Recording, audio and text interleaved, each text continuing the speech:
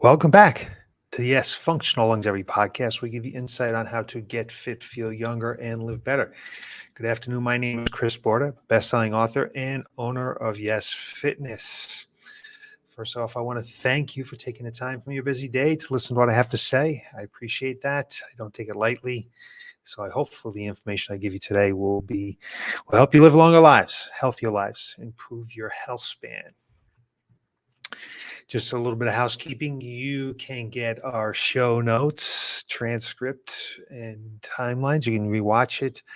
Uh, if you go to our website, yesfitnessct.com, and scroll down and go to podcasts, you can see this podcast and all our podcasts. You can also listen to it wherever you listen to your favorite podcasts. Our first, or I should say, our big housekeeping is starting in September 13th. We have a kickoff seminar, 6 p.m. down here, Y.E.S Fitness, where we're going to run our most successful challenge program. It's a drop 2 sizes, D2S. If you are interested in bringing in a pair of jeans that you cannot button, you can't even get the buttons close to each other, and in 8 weeks be able to put those jeans on comfortably, then this is the right program for you. If you're frustrated, you've tried many things in the past, you can't be consistent, you can't make those changes, can't make those changes and keep those changes that you are make. If you were successful, if you're confused by all the information that's out there, then come on down, give us a call. We'll reserve a spot for you for our kickoff seminar on Tuesday, September 13th at 6 p.m. That's where you get to learn all about the program, how it works, and how you can drop 2 sizes in just 8 weeks. With that, that's the only housekeeping we have. So we're going to get right into today's topic, which is to witness firsthand the dangers of being a fitness professional. Now, I love being a fitness professional. There's a lot of advantages to it. I'm in shape. I feel great. I have a lot of energy. I have strength. My likelihood of me living longer, a healthier life is there. But there are some social disadvantages that just are about that you can't get away from. So I'm going to talk to those out a little bit. So what that all means is we're always on stage. When we're in public, we're on stage. And there's other professions that are like this as well. But for our profession, like if I'm in a grocery store, not that I'm embarrassed or ashamed or whatever, and I could care less if you see what I have for my grocery card, but somebody sees me, they're going to look into my grocery card to see what I'm eating, right? People want to see me work out. They want to see that I'm, crushing it when I'm working out or when I'm running, whatever I'm doing. They want to know that if I'm out eating, if they see me out eating, that I'm not, stuffing some kind of unhealthy food down my throat. But I'm human. So those things all happen. I eat burgers just like anybody else. I was celebrating my son getting a new job the other day, and I went out and I had a burger. It had cheese and bacon on it. When was the last time I did that? Couldn't tell you. But I do it sometimes. I'm in the 80-20 rule. 80% of the time I eat real good, real clean, healthy stuff. And 20% of the time I don't much worry about it. Do I have a burger like that often? No, I don't. But I don't think it's going to make me live a second less because I did. And there's other professions like this, like I said. So what made me bring this thought about today was I was at a birthday party for an old friend, Stan Simpson. We were friends back in middle school for 3 or 4 years, and he moved to North Carolina. And a few years ago, we, kindly reconnected. So I went to his 60th birthday party, and I didn't know anybody there. Actually, I didn't know one person there. His brother Mike was there. I didn't barely even remember Mike because Mike was 6 years old, as we were probably 13 or 14. And we started chit-chatting. What do you do? This and that kind of stuff. And kind of as soon as someone finds out that you own a gym, you're a fitness professional, the questions start, right? And I don't mind. I love it. And I'm more than happy to help Mike with whatever he needs to help with as far as exercise. We start talking about exercise, and which is okay. But no matter where you go, that's what happens. No matter where you go, they're going to talk to you about nutrition. They're going to talk to you about exercise. The food that was there, is a food that I'm going to eat. They think that I don't drink. Yeah, I have a drink sometimes. I have some beer sometimes. So we're sitting there and we're chatting for a little while and talking about exercise. And he wanted to know kind of what my why was or my thing was. And I told him longevity. And he started talking. Okay, well, what do I need to do to live longer? And what's the best exercise and all that kind of stuff. And I said to him, honestly, for longevity, one of the most important thing is social integration. This is what some of the research has shown. Number one. Number two is, close relationships, family. They outweigh most of the other stuff. And then in the top 10, you've got quit smoking, get the flu vaccination. I'm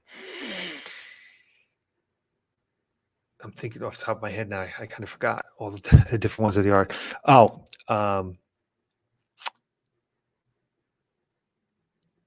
quit boozing it up for sure. Um, Make sure you do your cardiac rehab. So all these are 2, 4, 6, these are top 6 things, and then exercise comes involved there. And then it's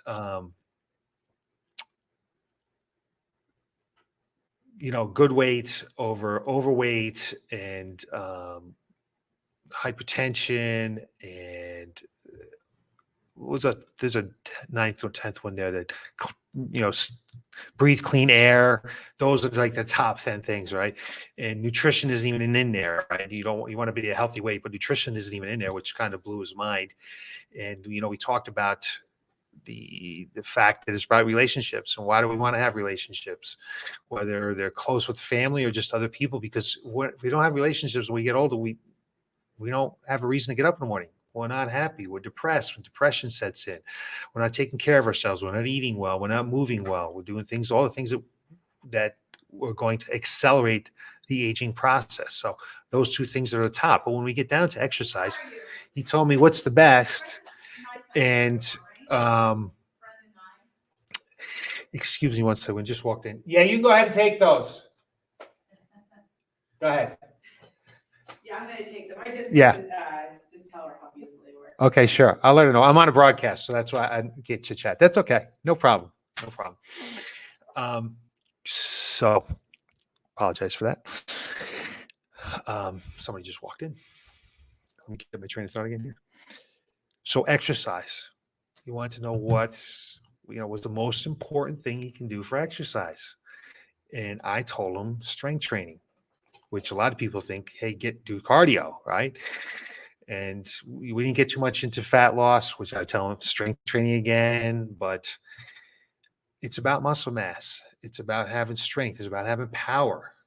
That's why it's important for longevity. So I just want to, like most people know that body mass and body fat percentage and BMI and what they're all about and things like that, and what a healthy BMI is. You want to be under 30.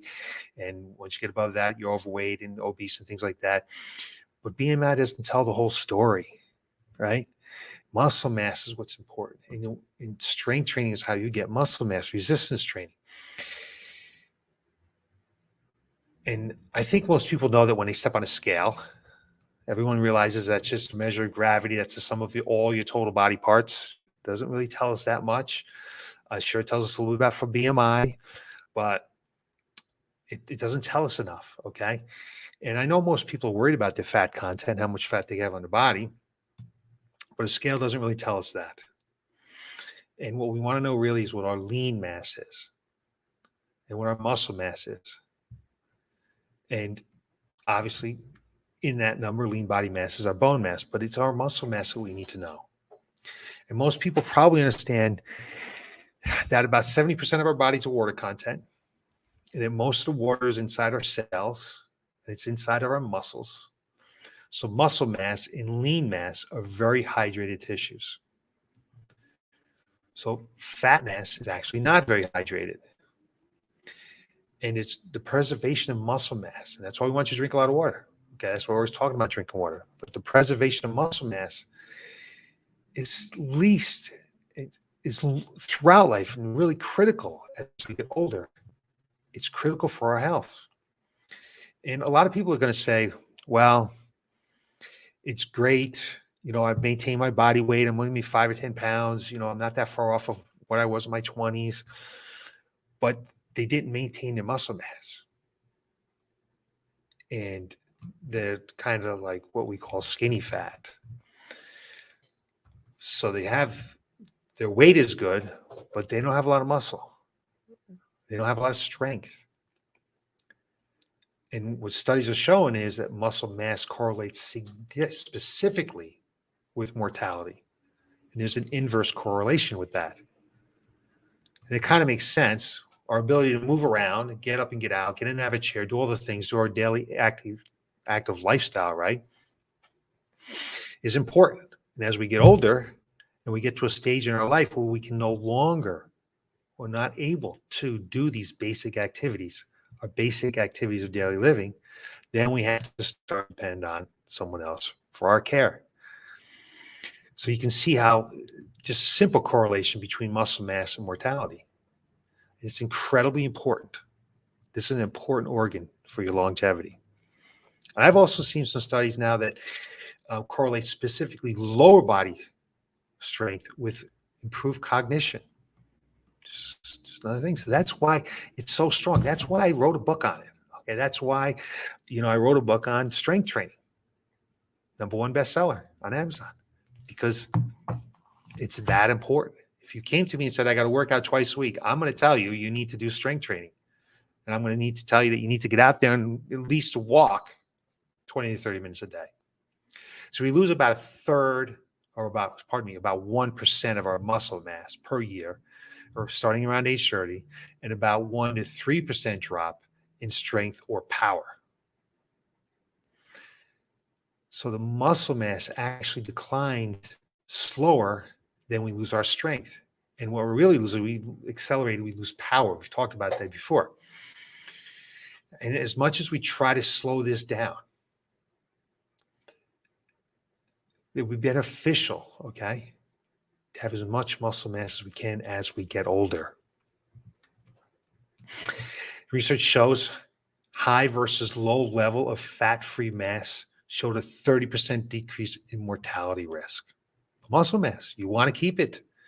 I want to talk about big and bulky. I'm not big and bulky. You look around my coaching center here. People aren't big and bulky, but they're maintaining their muscle mass and still building it. There's even a report in the literature that a single resistance exercise has profound effects on brain volume. We just talked about cognitive development, right?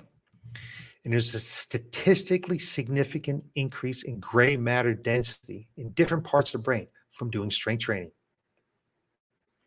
It's not just about muscle mass, okay? It's about other things in the body. It's about our brain, our cognitive health. We want to be able to live longer. We want to be able to improve our health span. We want to be able to enjoy those extra years. So we want to think of building muscle mass like bone density, or bone mass. It's very similar. We're told we can build bone mass up until probably 30. Men, it's about the same. And then as women head towards menopause, that transition, that they're definitely going to lose some bone mass. So you want to start at a higher level. You want to get as much bone mass as you possibly can up into your 30s. 25-year-olds, teenagers don't think about that. But in our generation, we were outside doing a lot of activity outdoors, especially when we were kids, climbing trees and playing games. We built more bone density and we built more muscle mass. And everybody after the menopausal transition loses bone at about the same rate, men and female. So you need to do something about that. Well, the same holds true. The same principle holds true for muscle mass. You want to try to build as much muscle mass as you can. So as we age, we don't have to try to work at it as hard to keep it. But here's probably some good news, okay? Whereas in bone density, it's difficult to build that bone density as we get older. Muscle is a little bit easier into 30s, 40s, 50s, 60s, 70s, maybe even into your 90s, okay? You can still gain a little bit of muscle mass with a properly designed strength training program. And we can definitely gain strength. I know it. I train some 90-year-olds here, and we can see them get stronger. We can physically see them get stronger. They're not building much more muscle, really, but we can see them getting stronger. So you definitely can gain strength. So we probably have a bigger window to accumulate muscle than we do with bone. But it's the same concept. You'd like to go into older age when you're beginning to lose muscle at a higher level, because then if you're going to have a starting of a decline, whatever it might be, we can just kind of plateau that off so it stops. Because you could have a decline. Let's say, for example, as we get a little bit older, it's cold out. We don't go outside as much, right? We don't shovel snow as much. We might not walk as much. We might not do all those other activities much because it's cold out. So right there, we may possibly have, especially when I go into the gym, we're going to have some muscle loss. And I don't know exactly when this muscle loss might occur, how quickly it occurs, but we know there's studies of people lifting into their 90s that they get stronger. May not necessarily be gaining a whole lot of muscle, but they're gaining function back. And that function is what's important.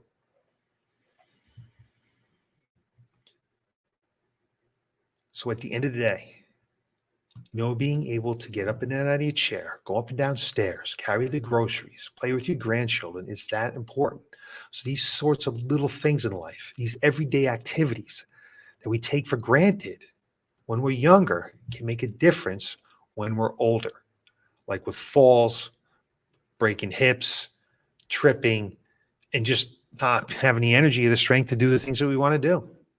So strength is so important. That's why I told Mike that strength training, resistance training is the most important thing he can do to live a longer, healthier life. That's without even going into a lot of the science behind it, right? Even if you're not gaining muscle mass, it's important to maintain your strength and power to perform your daily activities.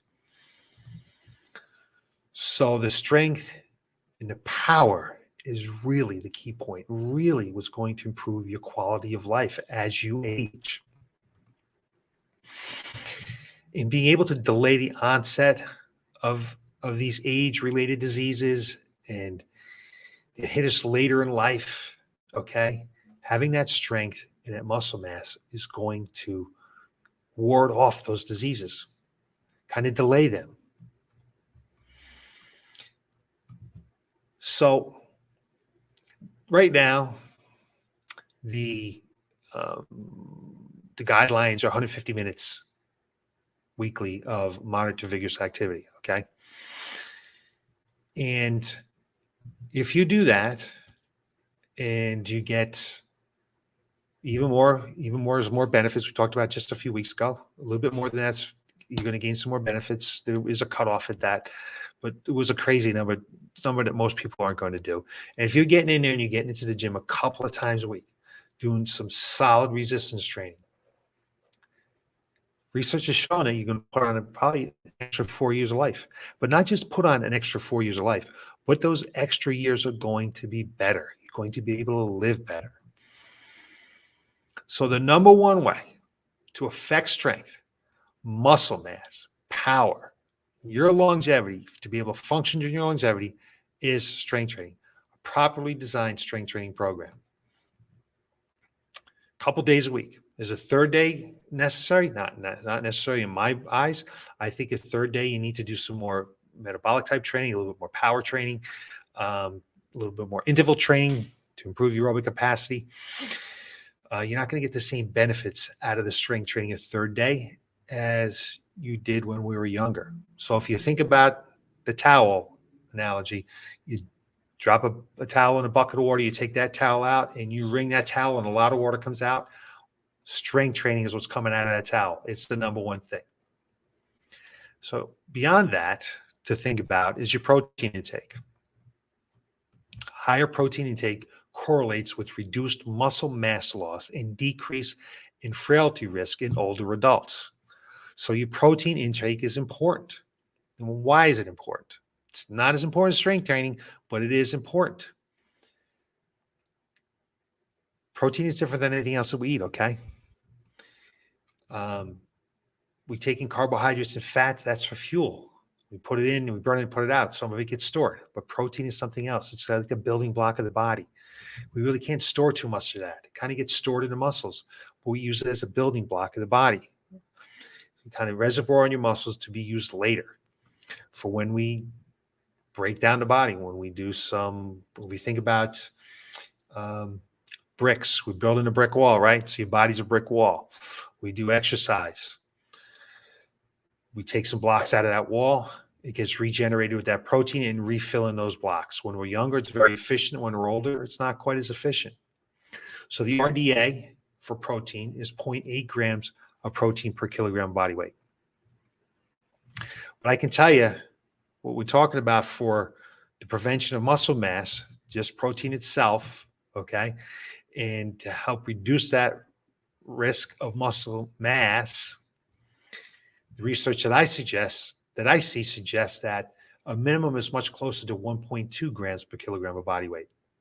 If you can't figure out kilograms, which is 2.2, you take your weight and divide it by 2.2, it's about 0.6 to 0.7 grams per pound of body weight.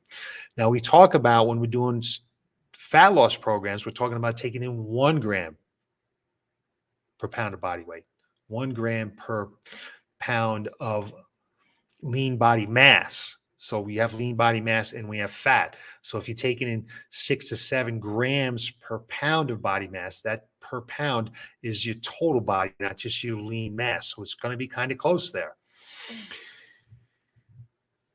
And older people, from the research, can probably benefit from even leveling up to 1.6 grams per kilogram of body weight. Now, there's a certain point, like you can take in too much protein. I don't know if you can take in too much protein, but the system doesn't really utilize it. It doesn't kind of hang out. Okay. There's kind of an upper limit to it. But if we just start to try to get to the RDA and work our way up to 6 or 0.7 grams per pound of body weight, we'd be doing ourselves a lot of good. And as we age, our tendency to have a smaller and smaller percentage of protein in our diet. It seems the way what happens when we live. So we don't getting as much protein in to support the muscle mass and the lean mass as we age. And typically from what we see is that the level goes down as we age. And this can limit the ability to hold on to that muscle mass. Okay. So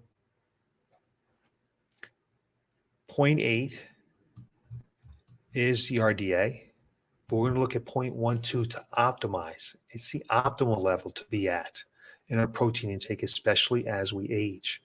We think about, I just noticed when older people get a little bit older, their breakfast, they kind of focus on their carbohydrates and that, the whole grains and things like that. But we need to get some protein in that meal as well. So just take a look at it. Okay. Are we getting enough protein in throughout the day? We're going to talk about timing in a second. So in a meta-analysis out of a group that had resistance exercise in adults younger than 65 and adults older than 65, they noted that the people that are over 65, they did not synthesize that protein as well.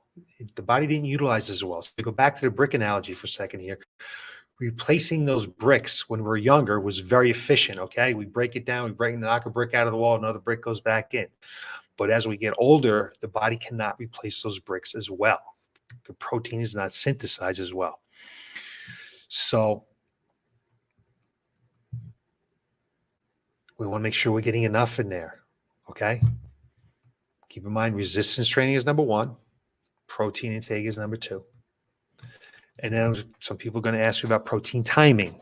When should we worry about protein timing? So we had the big twist of the towel, got a lot of water coming out. That is strength training, resistance training. We twist it again a little bit and not quite as much water comes out. Less water comes out. That's protein itself. So now we're going to twist it again a little bit more. Now it's protein timing. It's to wring that towel just a little bit less comes out. So the key is to make sure you're getting enough in. Is even distribution throughout the day good? Absolutely. But if for some reason you can't get that into your nutrition, that's okay. Just make sure you're getting enough in throughout the day. is it super important to get it in right after exercise. We like to see you get in and after exercise with a protein shake because we get a nice nutrient dense meal in your day. Get some frozen fruit, vegetables in there, get that protein powder, maybe put some other seeds in there, whatever. Some, I know I put flaxseed, wheat germ in mine. Sometimes I put cheese seeds in, sometimes I put hemp seeds in, sometimes I put in some spinach, hemp, whatever it is, but it can be a nice nutrient packed meal right after you work out when your body's looking for some nutrients, right? But if we're not getting it there, let's make sure we're getting it in throughout the day. Can we have supplements? Certainly we can use supplements. That's one way to use them.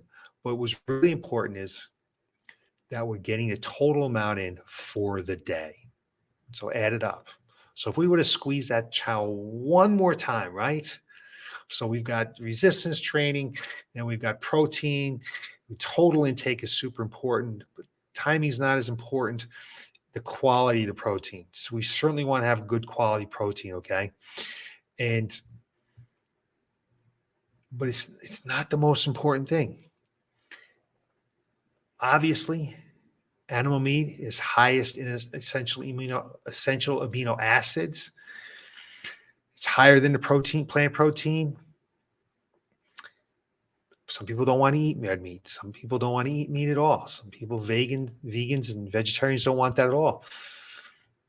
But a plant-based protein diet can get sufficient amino acids, if done correctly, to foster muscle protein synthesis. This is, the world has come around to this a little bit where it wasn't there before, but it is there now. And if you're paying attention, a vegan or a vegetarian can get enough protein muscle to be able to have protein synthesis. Not as easy as animal meat, because animal meat is higher in amino acids. But yes, you can do it with protein. So it's, again, a little ring on a towel. So just another finer point here. Resistance training, the skeletal muscle, increases the muscle size and the strength via mTOR activation. We've talked about mTOR before. So with resistance training, you stimulate mTOR to turn protein synthesis on in all of the regenerative anabolic processes to repair any and recover any of the stress that occurred from the exercise. So we have that protein, it's synthesizing, it's turning on mTOR. All good things are happening in the body. So the final tightening of that towel, one last little ring, okay, is we can take a look at omega-3. Researchers believe that omega-3 supplementation via fish oil may be an effective way to protect against muscle mass loss, while also helping to promote the rebuilding and restoration of muscle during times of atrophy, such as during injury or during surgery. That and all the other benefits of taking fish oil. Fish oil is on my supplement list. I take fish oil, I take vitamin D, I take a multivitamin. Fish oil is up there. There's something that you really should think about. Talk about your physician with it. Talk to him about that, her, whoever it might be, whether you think you should supplement fish oil. Because if you're not getting to the gym, if you have an injury, let's say, for example, my mom's in, uses the walker. She has to sit a lot. It's difficult for her to do strength training. So if I was her, I'd talk to her about some fish oil, why not?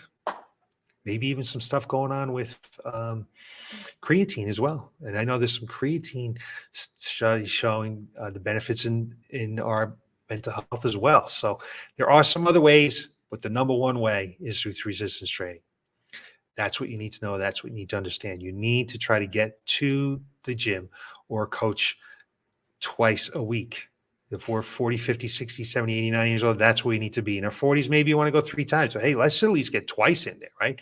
And then let's do some of the little things. Let's make sure we're getting enough protein in our diet. Let's make sure we're getting throughout the day. Make sure that maybe we're taking some omega-3s. But strength training is the most important thing. And that's why when I spoke with Mike, obviously exercise comes up all the time if they know you're a coach, which is fine. And that's one of the dangers. If you're maybe a physical therapist, you're always talking about injuries here and there, right? If you're nutritionist, people are always talking to you about nutrition and diet and eating and things like that. If you're a chef, maybe they're talking about how you're cooking. I know for us, it's exercise, which is okay because we love exercise and we love everything that it does for your body. But it is sort of a social danger that no matter where you go at any time, somebody's talking to you about exercise, unless they see you all the time, and then maybe that doesn't happen. So I hope this is helpful information for you. That's why I wrote the book, because strength training, you want a copy of my book, go to chrisborder.com. You can pick up a copy right there, chrisborder.com. It's $14.95 or something like that. It's very inexpensive. It's going to give you an exercise program in there. Now, I will tell you this, that I don't believe that exercise is cookie cutter. I don't believe it's like TurboTax, okay? You don't want to go to an accountant. I believe you should go to accountants because that's their business. That's their job. But you want to just plug the numbers into a TurboTax, go right ahead, okay? But exercise is not like that, especially as we get older. You can't just plug it in. You can't just go on the internet and say, okay, I'm going to just pull this workout and do that workout and that kind of stuff. It needs to be individualized. You have things going on in your body that you may not realize. If you're exercising, you did 10 years ago, never mind 40 years ago when we were a kid in our basements lifting weights, things have changed. You can get hurt, and we don't want you to see it hurt. So find a professional to work with, someone that knows how to coach people, how to train people, 40 plus, 50 plus, and so forth. Because it's not cookie cutter. It's not like just going to TurboTax. It's not like just looking up on YouTube. I look up on YouTube all the time, and I just looked up on YouTube on how to change all the fluids in my wife's CRV. And I can do that stuff, right? Or I learned how to do sheetrocking on YouTube. Sure, that's fine. But if I had to really wire a house, could I go on YouTube for that? No, it takes a professional to really know how to wire a house. Could I figure it out over time? I could. Could you figure out exercise? Certainly over time you could, but why waste that time? Find a professional, someone that knows what to do, that's going to help you avoid injury and maximize your benefits. All right, that's all I got to say today. So strength training, number one thing you can do for longevity, other than those other things, not to smoke, to not be obese. It's more important than nutrition. It's more important than cardiovascular exercise. Longevity is a way to do it. Strength training is a way to do it for improving your health span. And again, I want to thank you for taking the time to listen to what I have to say. I hope it was helpful and informative. If you have any questions, certainly leave a comment. I'll get back to you. Stop by the gym, give us a call. Numbers right up on the screen. And I will be back again next Tuesday with more information on how to get fit, feel younger, and live better. Thanks for watching.